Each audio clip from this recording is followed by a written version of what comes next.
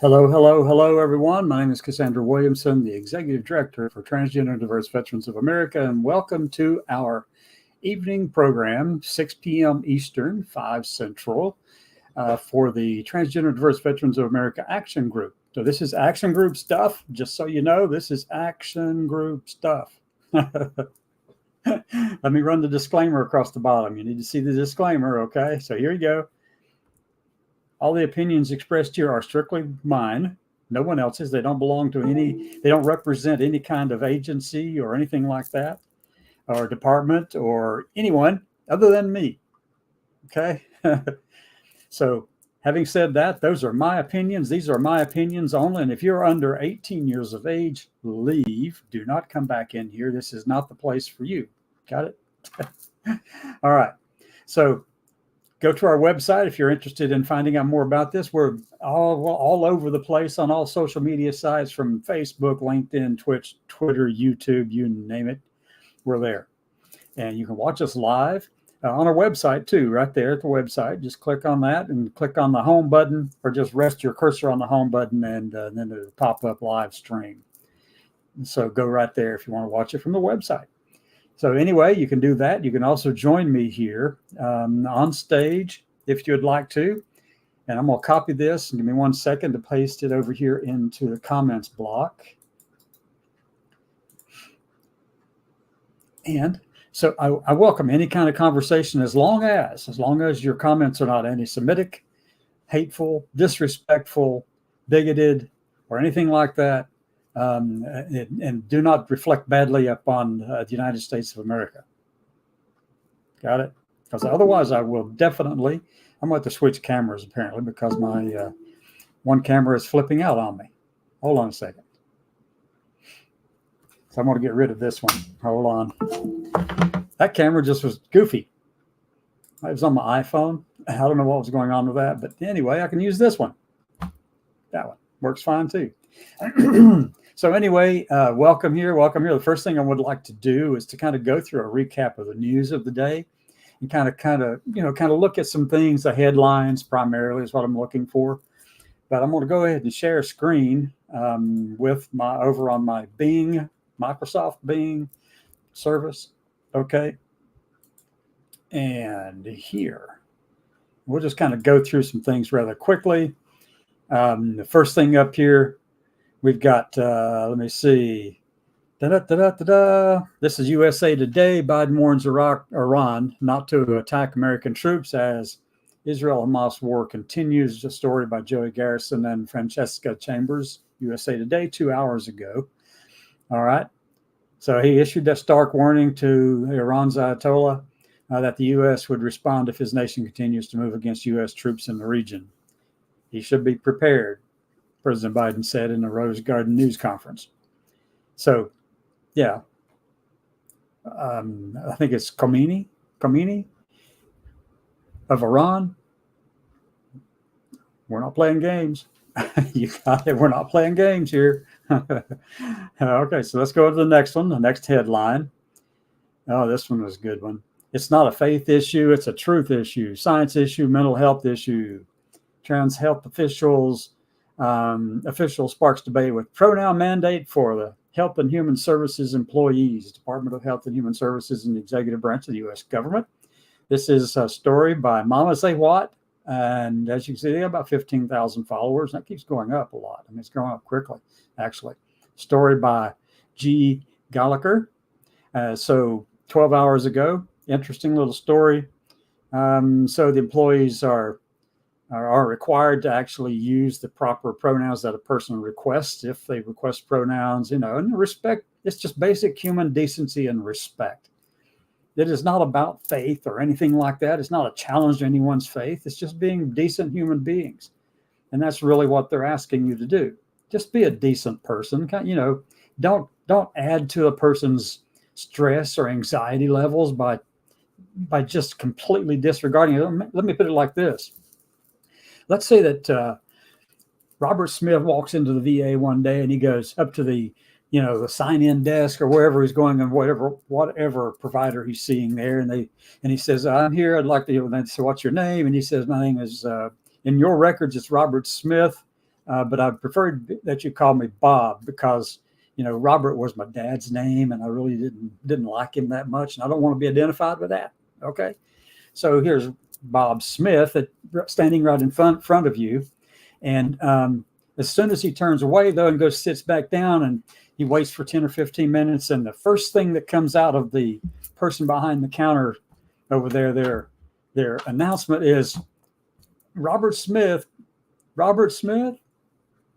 And Bob gets up, walks over there, and says, "Look, please don't call me Robert. I just want to be called Bob.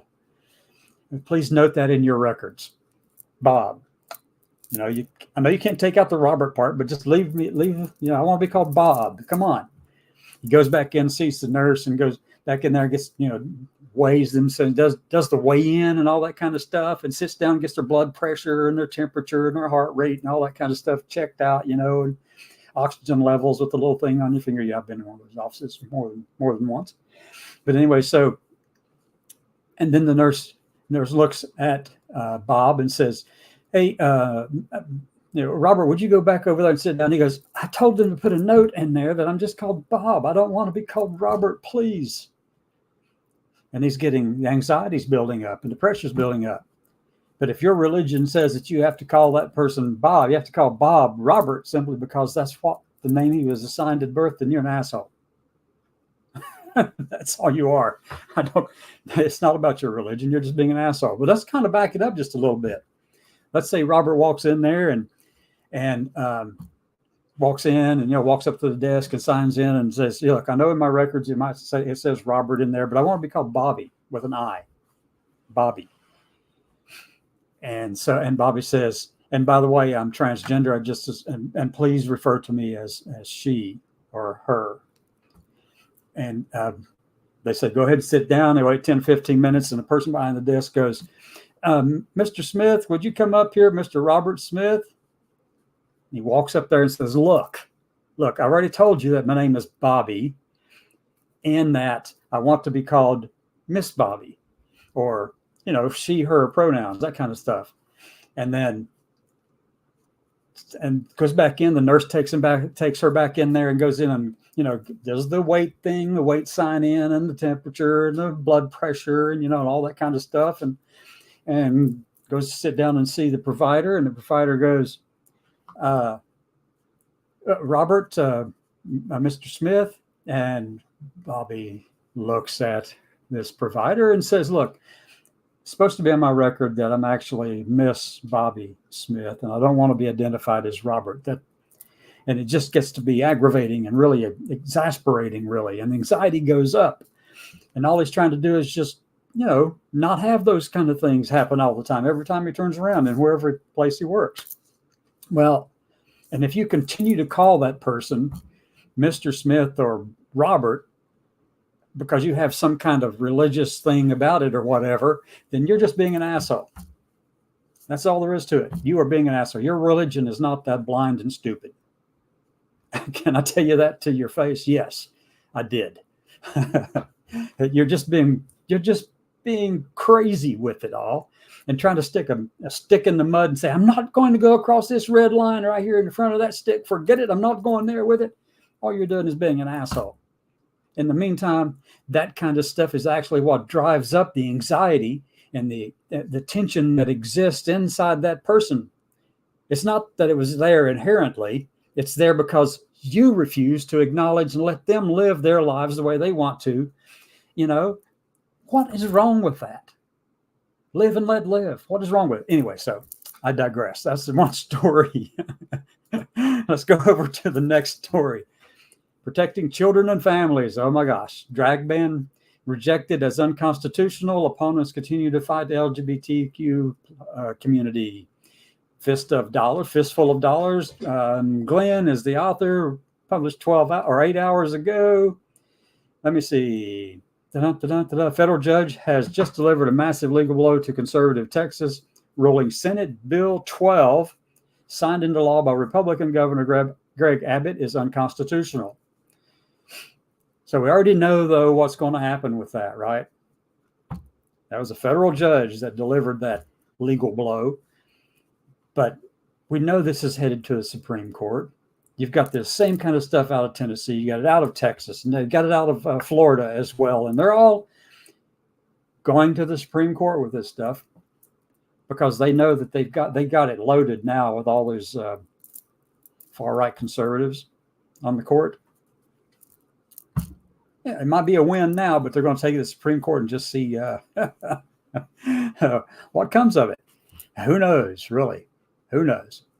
All right, next story. Let's go to Orlando Pride over this past weekend. Orlando Pride, this is from Trendy Digest. Mia Lee wrote this story, this article about 10 hours ago. And this is from, like I said, Trendy Digest. And Orlando Pride drew about 200,000 people there for Orlando Pride this past weekend. I'm going to tell you, when I was there last year, they had a really good sized crowd there too. It was just crazy. I mean, had a lot of people there too then, and 200,000 now, because I would love to see that go to like 1 million people and then move it over to, I don't know, maybe Tallahassee. Let's go do a pride thing in Tallahassee, a big pride event right there. And then, just paint the whole of the Capitol in Florida, all the rainbow colors we can think of. No, not literally. Don't go do that literally. Please don't do that literally. I'm not telling you to do that kind of thing. But, all of us there, everybody around in the community, all there, just showing up in Tallahassee and going knocking on Ron DeSantis' door and says, "Hi, can I give you a hug, Ron? Sounds like you might need a hug." Next October, if he makes it into the, if he makes it past the primaries and actually becomes the nominee for president, which is not likely at this point. But if he did, I mean, it would be fun to do that in October of next year, right before the November elections. Fun. Okay. Next story. Okay. Nazi-loving anti-LGBTQ plus mayoral candidate pulverized in Tuesday's election. This is from LGBTQ Nation, and it was written by them about 11 hours ago. So I'm not familiar with this particular story just yet. So in Franklin, Tennessee, oh my God. Y'all know where Franklin's at, right? Yeah. That's down there where all the country music stars live. Down there in Franklin County, or Franklin, Tennessee, down in Williamson County. That's the county seat for Williamson County, Tennessee. Okay. And so voted overwhelmingly to reject Gabrielle Hansen, lost to a 12-year incumbent, Republican Mayor Dr. Ken Moore. Moore received 79.4% of the vote to Hansen's 20.6%. What on earth are you doing? I mean, how can you possibly reject fellow human beings just because, something said don't support them? Oh my God. It's just craziness. Okay. Next. What? John Fetterman slams legislation that could, operative word here is could, deny school lunches to queer kids. That's a story in Into by David Hudson 10 hours ago.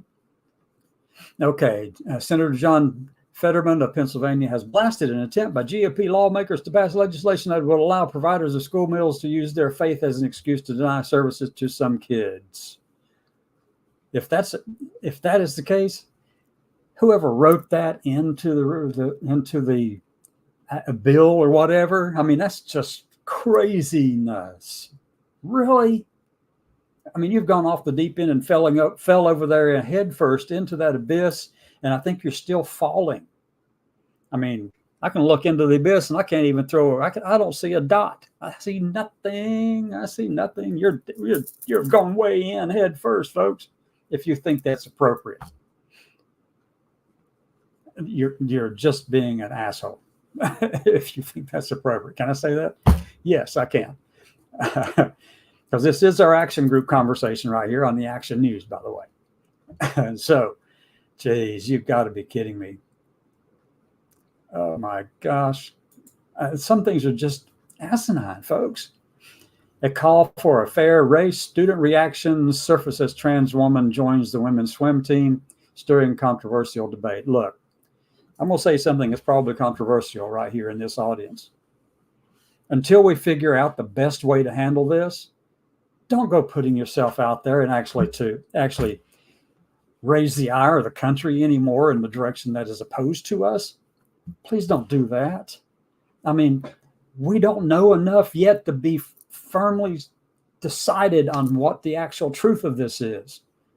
We do know that after a couple of years, hormones, estrogen does reduce the functioning of the body and all that stuff. But if you're in swimming, if you're going to swim, guess what the biggest factor is? And you transition late in life, it's your lung capacity and your reach. Yes, there are women who have the same kind of capabilities and all that kind of thing, but I want to tell you something that's an advantage that you've got.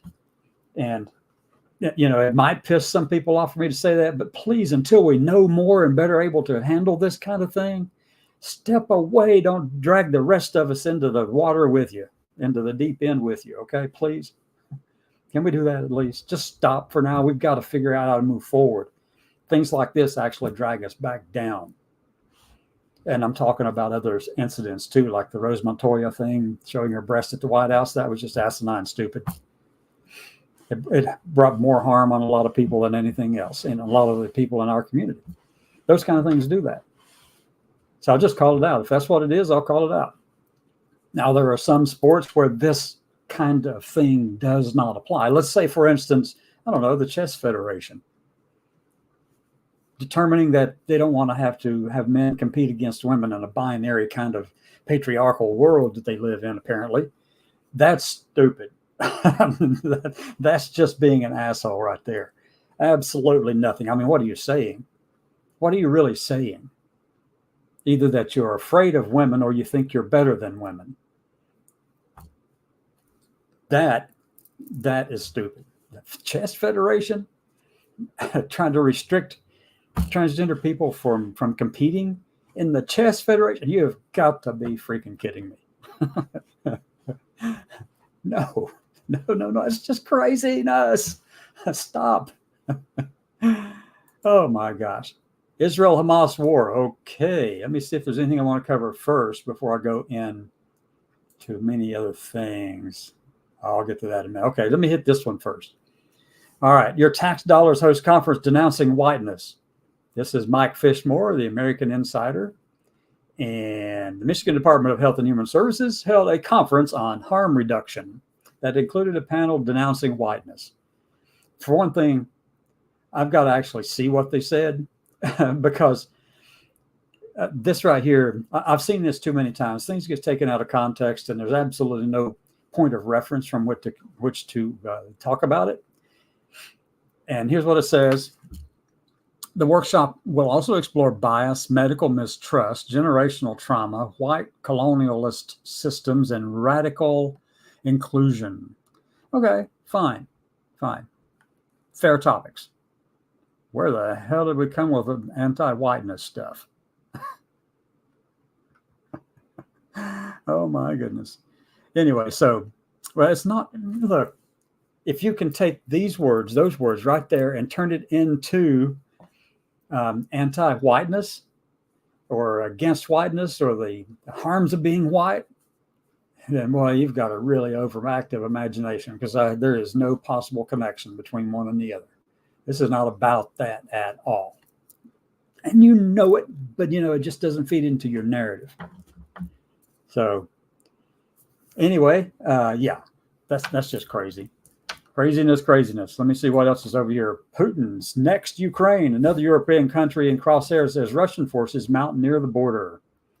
This is Front Page Detectives and the Front Page Detective staff 6 hours ago. I don't even know who Front Page Detectives are. They only have 2,462 followers. Anyway, a former Russian military commander now serves as a lawmaker, suggested that NATO's most recent member, Finland, could become President Vladimir Putin's next Ukraine. This statement was made to the public on Russia One, and it reported, "We understand very well that they're turning Finland into a second Ukraine. It's impossible not to notice these processes." Okay, yeah. Well, see, that's what I'm talking about over there in the wider conflict that could possibly take place over in Europe. I mean, it's just It's frightening, really, because we know how things can evolve quickly and degenerate quickly and turn into a mass worldwide conflict over what's happening right there in the Eastern Europe areas, the Eastern European area of the world, okay, or Western Russia, that whole region right in there, and particularly around the former satellite states of the Soviet Union. Finland wasn't one of those, but however, Poland was, East Germany was, Ukraine was, you know. I mean, Putin's trying to a friend and I talked earlier today. What Putin sees over there is an attempt to rebuild his Soviet era KGB thinking type of country with protective states around it that aren't opposed to them by force. That's what Putin's doing. But I understand that he probably had a serious health risk event this past week, and I don't wish bad for the man, not at all. Not at all. Do not like seeing anyone in pain or suffering or any kind of way like that. However, we'll see what comes of all of that. There's a lot of things up in the air, and right now that's one of the bigger stories, actually. So let's go on over. See here, I mentioned earlier about taking the drag ban to the Supreme Court. This is LGBTQ plus nation 6 hours ago. On Tuesday, yesterday, the DeSantis administration session with lewd exposure and prosthetic or imitation genitals and breasts made it to the U.S. Supreme Court.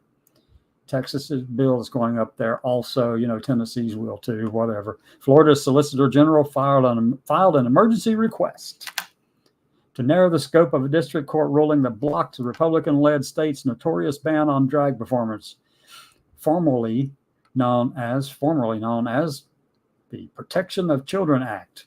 No, it's not really that at all, Governor DeSantis.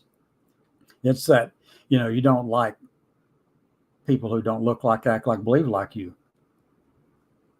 That's really what it amounts to. Okay. Well, all right. We knew that was coming. There was no big surprise with that one. And this, I thought this was curious too, but you don't hear about it too much anywhere else. All right. So Senate passes Kennedy Amendment protecting veterans' Second Amendment rights. This is a story by Fox News written by Emma Colton 1 hour ago, roughly. Senate passed an amendment introduced by Senator John Kennedy from Louisiana that protects veterans' Second Amendment rights as the Department of Veterans Affairs steps in to manage their financial benefits. The Senate voted 53 to 45 Wednesday to approve approval of the amendment. Veterans who sacrifice to defend our Constitution shouldn't see their own rights rest on the judgment of unelected bureaucrats. But right now, they do. Okay. Well, let me put it like this.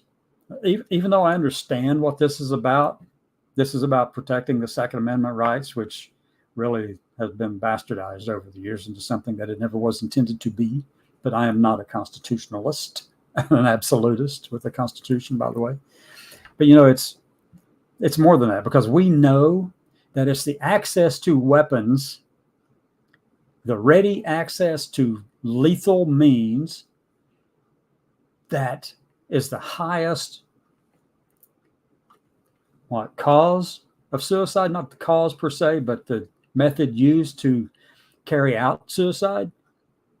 It's the highest need. So if Veterans Affairs steps in to manage their financial benefits, you have to ask yourself, why are they doing that? So what's the underlying reason? Are they having some mental health issues maybe, or are they incapable, mentally, emotionally from handling their financial benefits? And the VA is having to step in to do that? Do you really want them to have ready access to the most lethal weapon, most lethal tool used to commit suicide? And one of the largest groups, there are two parts of American population where suicides are the highest. Old people, younger people. Older veterans, younger veterans. Those are the two groups where there are the most suicide attempts and suicides, period. And that's just the way it is. I mean, we've seen these numbers. We know those numbers are there. It's been studied for a long time. Trying to figure out how to stop it's another thing. And these efforts to actually watch these guns and make sure that these people don't have access to them, because suicide occurs it's not as well thought out as most people think. It's not as well thought out or deliberate either. They may have been thinking about it for a while. They haven't told too many people about it at all. And then just one time they figure, oh, look, there's a loaded gun. Let's go ahead and use that one. Bang, done. Now, yes, there are other tools used to commit suicide, but they're less effective or less likely to have an immediate response to. Okay. Yeah, that's typically what's going on. And that's studied as well. We know that already. So while I understand the motives behind this with Senator Kennedy and getting this bill passed and the senators who actually supported it, fine, I get it.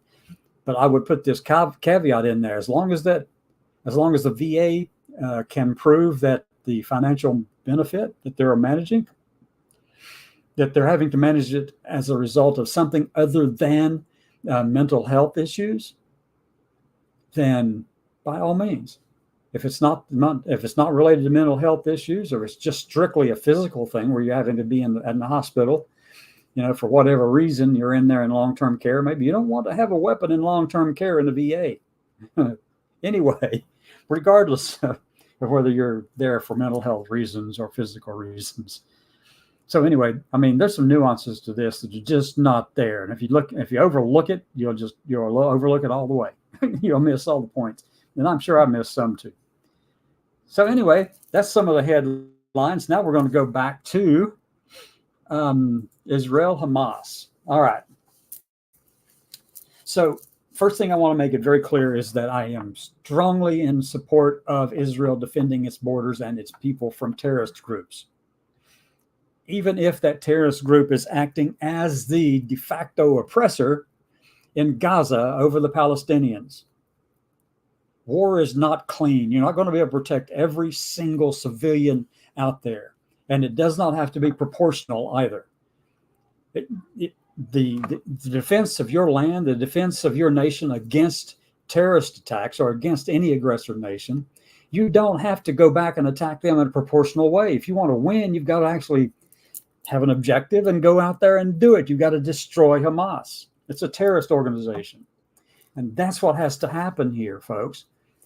If the Palestinian people could figure out some way to get rid of Hamas and the Islamic Jihad in Gaza and the influence of the Hezbollah over on the other part of Israel or whatever, if you could get rid of those things, those oppressors, then your lives would be so much better in Palestine.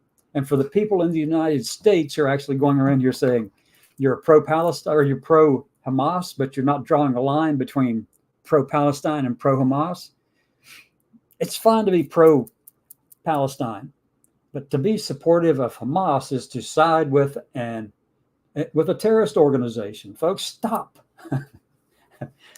I mean, it's just craziness. Why on earth would you do that? That's like saying, oh, I stand up with Russia as they attack Ukraine, even though this is a different kind of thing. This is religious, and I mean, there's a lot to it. I mean, it's a big, big issue in the Middle East with this. But my point is this. Hamas is a terrorist organization. Islamic Jihad is a terrorist organization. Hezbollah is a terrorist organization. ISIS, Al-Qaeda, the Islamic Revolutionary Guard of Iran, those are terrorist organizations, folks. They have one goal. You can look in their chart, one overarching goal. It's not about protecting their people. It's about destruction of Israel. And it has been for generations. Thousands of years have been devoted toward hatred toward Israel, Jewish people. And it's just been taught over and over and over again that you've got to get rid of Hamas. I mean, you got to get rid of the Jewish people. But, what for? Why? Well, apparently they think they're going to get some kind of brownie points if they go do this. And they said, God has told me to do it. You're going to get a brownie point for killing Jews. Okay, how many brownie points? One per Jewish person, right? Bullshit. Stop. Just be good, decent human beings. But let me just say this with a little caveat attached to it. The people who are doing this think they are doing good. They believe that they are right. They so strongly believe that they are right that to change their mind is going to be another generational process. You're not going to do it all at once. It's not going to happen in 50 years. It probably won't even happen in 100 or 200 years because it's going to take time. You have to have a generational plan to change those kind of thinking, that kind of thinking. And you're just not going to do it easily. You're not going to do it with the Abrahamic Accords because already we see what's happening with that, right? Been set aside because there are some extremists in those governments who signed on to the Accords who already did not like Israel to start out with. And they were just trying to make peace at this point just so they could get brownie points with the U.S. So they did that. But as soon as this thing started with Hamas, then you started seeing these people who had signed on to the Abrahamic Accords backing away because of the generational language embedded within their minds, within their spirit, really, that drives them to hate Jewish people. For the life of me, I can't figure out why. I know why. I know why you think that. I know why that these groups think this. They believe that Israel was chosen by God, but they slipped away and didn't follow it well enough and all that kind of stuff. So now they've been instructed by God to erase the Jewish people for failure to stand up to the dynamics of being the chosen of God. Whew, goodness. There's a real solution to this. The people, the rational people, the really rational people who are actually thinking through this, who are Muslim, the really rational people who in Palestine who are Christian, the Palestinian Christians who are there, you need to rise up and stop these terrorist organizations from using you as cannon fodder and using you as the media darling that gets pushed out here around the world saying, we got to stand up for Hamas because Israel's the oppressor. No, Israel is not the oppressor, folks. They haven't been in Palestine for, I don't know, since 2005, 2007, somewhere around there. Yeah, they've controlled a lot of factors. Yes, they control the airspace and the waterways, entrances, and all that kind of stuff in conjunction with Egypt that controls one of the other sides. So I'm not quite sure how you come to the conclusion that it's only Israel that controls everything that goes in and out of there. No, it's not. It's also Egypt. So, but yeah, Israel has pulled out and left Gaza to the Palestinian people. And then in comes a terrorist organization, Hamas, and walks right in there and takes over and just says, okay, we're going to do it for you. Now we're going to go after all the Jewish people because, we were told to do so about a millennium ago, a couple of millenniums ago. Really? It's sad. But people who are saying that there should be proportionality in war don't understand war. People who are saying that, you have no concept of what it means to what it takes to actually win. If you want to stop a terrorist organization, if you want to stop Russia, if you want to stop them, it takes overwhelming superiority and still try to do your best not to harm civilians as much as possible. But with the full understanding that war is horrible, folks. There will be civilian losses all around. And if you want to win, it's going to take a determination that's the goal. You should not let people try to talk you out of it. You should not let people try to talk you into some kind of unilateral ceasefire because that's a win for the terrorist group. That gives them a chance to regroup so they can go ahead and kill more Jewish people because that's their real goal. It's in their charter. I mean, that's who they are. So, yeah, I mean, I just don't understand that kind of thing. I mean, it's baffling to me. It really is. It's baffling to me that anyone would support. Now, have a protest in support of Hamas. Now, if you have a protest in support of the Palestinian people and you've drawn a distinction between the Palestinians and Hamas, then fine. But to support Hamas? No. We've fought a long, long war over dealing with terrorists, right? Fought a long war, 20 years worth of fighting, more than that, against terrorists. And I'd like to know how many people in the United States were going, we're pro-Al-Qaeda, or we're pro-ISIS. You're doing the same thing with Hamas. You'd be doing the same thing with Hezbollah or Islamic Jihad or Al-Qaeda. We didn't see much of that. There were people out there obviously saying, that you support ISIS, but I'm going to tell you, they were few and far between because, we all knew that was wrong. You didn't even see much of that on campus. But yeah, we see it on campus now for pro-Hamas. But I'm going to say something that is going to kind of baffle some people maybe.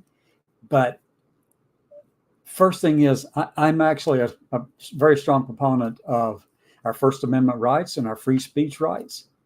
But I'm not an absolutist in those areas, because I happen to know that you can't walk into a theater and yell fire. You can't go onto a plane and yell bomb. You can do it, but you would immediately be arrested.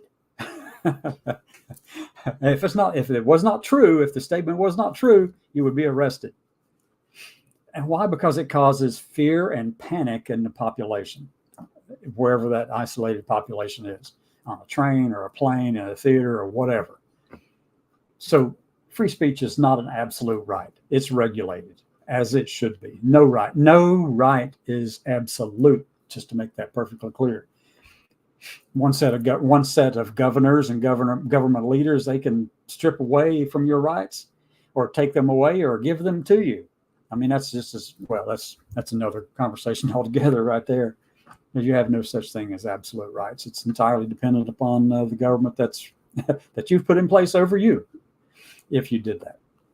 But anyway, back to on campus. So you have a right to believe what you want to believe and to actually say something about it. The moment it turns to support it, the moment it takes that step into actually being violent, then you've crossed the bridge. You've gone way over the bridge. You've gone too far. But you do have a right to protest on your beliefs. Well, I just wish you would separate the two, though, because Hamas is terrorist and always has been, and the Palestinian people are different from that. They are not the same. But I support your right to protest and will defend that, just as I support and defend the right of people to believe the neo-fascist or the neo-Nazi groups around the country. Even though I despise those things, even though I have great disdain for those kind of belief systems that would enable people to do that, and knowing darn well that those groups can also commit violence right here and have. We know that. I mean, it's just part of who we are, right? We know all that. So, but if it pushes over into the realm of violence, then you've gone too far with it. But this is the point I'm trying to make here. There are those on the conservative side who are saying, or the Republican side and conservative side, and a lot of us over here on this side, right here in this, even, who feel really, really, I mean, it grates against us to see people supporting Hamas in the U.S. But you have a right to do that as long as you don't cross that line and become violent about it. So do it. If you believe that, go for it. Here's the thing. Whenever someone comes to me and says that, hey, we're going to have a Turning Point USA conference. Uh-oh, why's my phone lit up like that? Just 1 second. I got to turn the light off on here. There, it's off now. All right, so let's say that Turning Point USA was going to show up on campus. You had a whole bunch of people protesting that, and then the Turning Point USA people made a big deal out of it, saying that you're violating our First Amendment rights. for us to have a meeting or even a march, maybe even whatever on campus in support of Turning Point USA. But yet as soon as the people come out and start lining up and supporting Palestine or Hamas, even just as bad as that is, then you turn away from your free speech First Amendment protections claim and say, we want the administrations of these colleges to ban these groups from campus. You're being a hypocrite. You can't have it both ways. And it doesn't matter what kind of rationalization you go through to get there either, except for the violence part. If the protest against Turning Point USA had turned violent, stop. It needs to stop. You need to end it. If the protest against or in support of Hamas, the pro-Hamas protests, had turned violent, stop it. As long as it's not, don't. Otherwise, you become a hypocrite. And there's really, you can't use what ifs, if, to define what you believe as being a right under the Constitution. No, can't do it. So we have to protect the First Amendment rights for everyone. Unlike what the Heritage Foundation is wanting to do in their Project 2025, when they said that people like me, transgender people, aren't protected by the First Amendment, and calling us not American enough, essentially, to qualify for First Amendment rights, not human enough to be protected under our Constitution or to deserve the blessings of liberty as we are guaranteed. But yet this group, Project 2025, is unabashedly, let me see, what's the best way to describe this? Authoritarian, theocratic fascist. It really is. It really is. I mean, it is Christian nationalism on steroids right here, folks. And guess what's going to happen soon? So I'm going to get out of some of these other things I'm sharing up here on the top. Yeah, we know about that. Fleeing war and the unjust. Okay, fearing war and unrest. Arab leaders demand end to Israel assault on Gaza, but no. I'm sorry. Israel has every right to go in there and absolutely, utterly destroy Hamas. And doing everything they can along the way to reduce the number of civilian casualties as possible.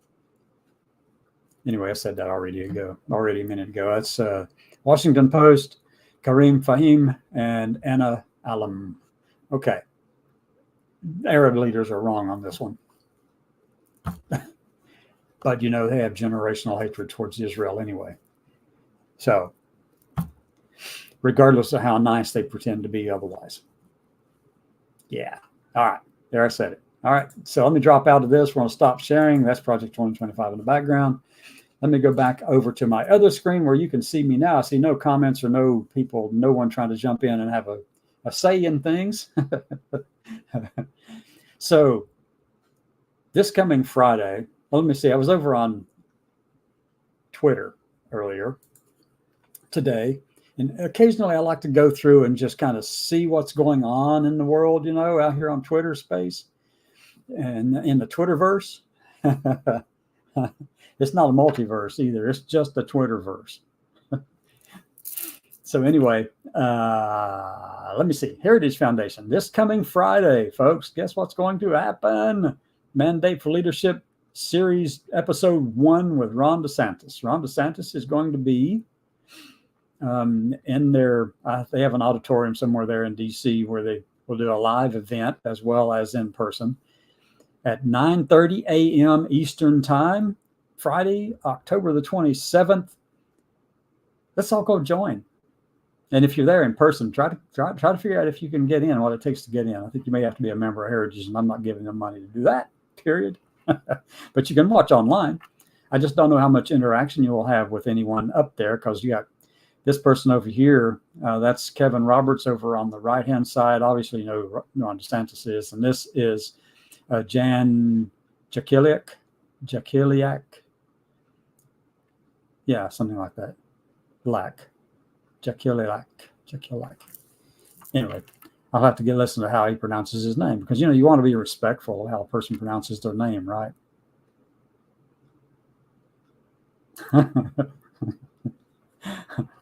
Don't we? Yes, we do. Anyway, so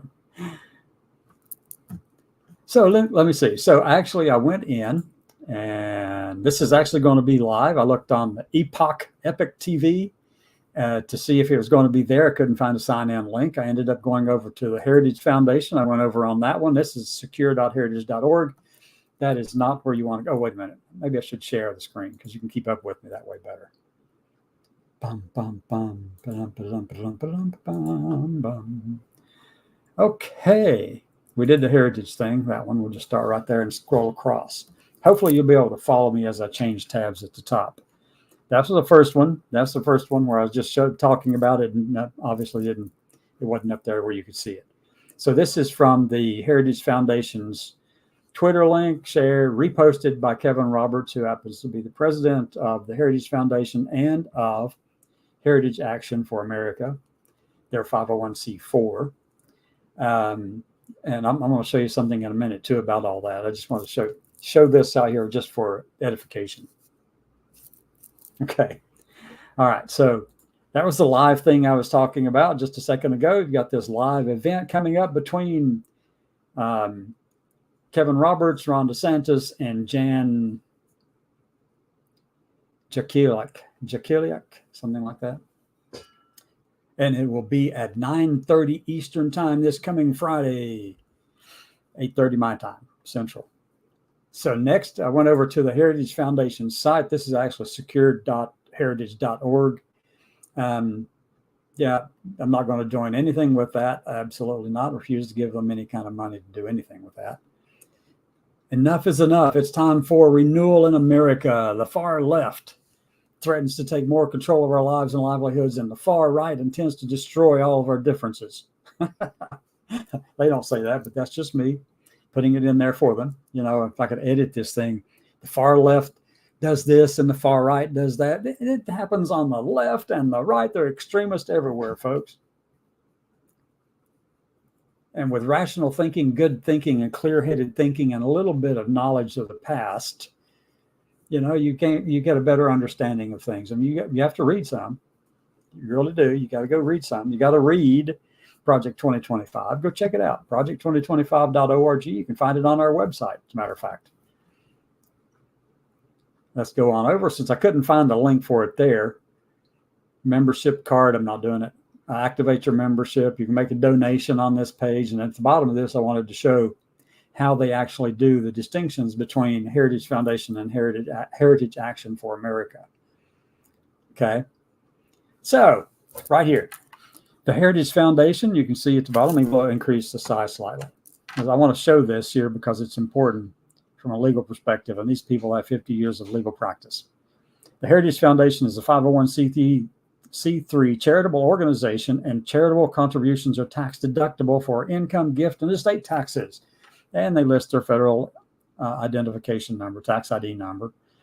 And then you've got donations to support the activities of our sister organization, Heritage Action for America, may be made after making your donation to the Heritage Foundation.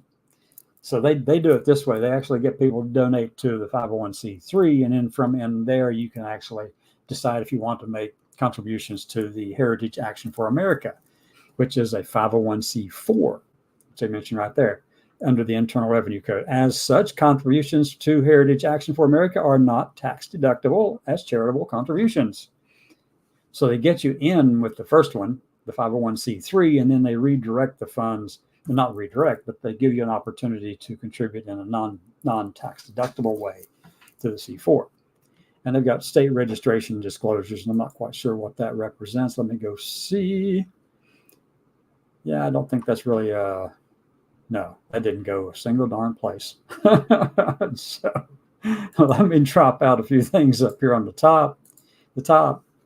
So next, if you go to heritage.org and click on the events tab, go right there. Let's just do it like this. You go to Heritage homepage, mission. That's the mission statement. Let's just start out. This is how you find it. heritage.org. Heritage Foundation. You're starting out on the front page. You see something down here that says Mandate for Leadership Series. This is Governor Ron DeSantis. you can go there. That's just different things that they're doing. There's like 4 little bullet points, 1, 2, 3, 4. But up here in events tab, if you click on events, go there and you can see their upcoming events. Okay. October 25th, today, they already had that this morning in the mid part of the afternoon, Paraguayan President Santiago Peña on bolstering partnerships in the Western Hemisphere. Okay. October 25th, 6:30 is going on right now. Yeah, it's going on right now. The 2023 Joseph Story Distinguished Lecture. I don't know what that's about. Don't care. All right. October 27th, Friday, 9:30 my time. This is my it's adjusted for my time here in Central Time Zone. Speech and discussion with Governor Ron DeSantis. Let's go over here and take a click on that one. And you can go right here and register virtually. So you can get in there and click to register virtually. I already did it, so I'm not going to do it twice. Put in your name and all this kind of stuff. Select whichever one you want. You go in there and select it out, and then select what best. Please select what best describes you. And I'm going in as I went in as a nonprofit organization. You can go in as other or media, executive branch, legislative, judicial. I mean, if you're in all those departments, by all means. Foreign government. Oh, this is pretty cool. That's a pretty cool little drop down right there. Educator, professor, scholar, community leaders and grassroots students, young professionals, or other. Select one. I don't know that it's mandatory. I don't think it is. You don't have to. If it's got a little asterisk right there, that means it's mandatory. You got to put at least those 3 things in: first name, last name, email address. But I completed the whole thing just for shits and giggles. And then click submit. And you're supposed to get an email response back, letting them know, or they will give you then their information to actually get into the site for the event on Friday. And then that is pretty much it on all of this stuff. But I do want you to go in and please take some time to at least read through page number 4, the numbered page number 4 in Project 2025. Get familiar with the forward, because in that's where you see the whole tone for the whole tome. The tone for the whole tome is right there. Okay. So go check it out, read it. Don't rely on me to give you any kind of ideas about what it is. I have my opinions about it, and they're strongly formed opinions about it. But go in there and read it yourself, because you need to know what's coming, folks, and you need to be aware of it. You need to know that Heritage Foundation has been successful at being the leader in the conservative ideology for 50 years. The first time they tried to get this mandate for leadership to go through, the very first time was with Reagan in 1980. And when they did it, they were able to get some people say 2/3, but it's about 60 to 70%, basically, somewhere right in that area, of their mandate for leadership goals accomplished within the first 100, 180 days of the Reagan administration. And then they didn't have a training academy. Then they didn't have this effort to go out here and lay down every single thing that needed to happen in each one of the agencies and departments and stuff like that. It was much more general then. Now they have got it down to specific details and going to be training people to step in and do it. And they have the power and the money and the influence to do it. The only thing is, we can stop them. We can stop them. You cannot allow a conservative person to win the presidency in November 2024 or even 4 years later. You've got to stop this now. I mean, you really have to push it down hard. And they've got to know in a very serious and solid way, without any kind of equivocation, that America does not support the crap that's in Project 2025. It's got to be such a resounding defeat of their ideas that they finally realized they went down the wrong road. But here's the thing, though, with that, and let me just caution this. These are religious views. They're shrouded in all kinds of other policy stuff. They're blending and mixing together religion and government and all that kind of thing, and they're not separating the two because they don't think they should be separated. As a matter of fact, Mike Johnson, the newly elected Speaker of the House, is also a Christian nationalist and does not believe there should be any kind of separation between government and religion. true. So, I mean, they're laying the foundation, folks. What we have to do is put a spotlight on the atrocities that are contained here in that document. When they say delete, erase, and excise, and then they say it in almost a militant way. They say it's got to be done, it's going to do this, and all that kind of stuff. It's a militant way. And that's Dr. Roberts. Dr. Roberts, who has a degree in early American history. But he is also from Texas. He's a native Texan. That may explain some. But having said that, we have to put a spotlight on every bit of this kind of stuff, okay? We've got to put a spotlight on it. I don't know what I've been sharing with you, if I've been sharing anything at all. But we've got to put a spotlight on this stuff, folks, because if we don't, it will surely come back to bite us in the butt. Really will. I mean, come on. And with that, I want to call it a day and then invite you to come back tomorrow at noon Eastern time and in the evening at 6 Eastern time. And we'll find more stuff to talk about. A lot of it centered around Project 2025 because it's just such an atrocious piece of garbage. But it's got $22 million budget set aside for it. With that, have a great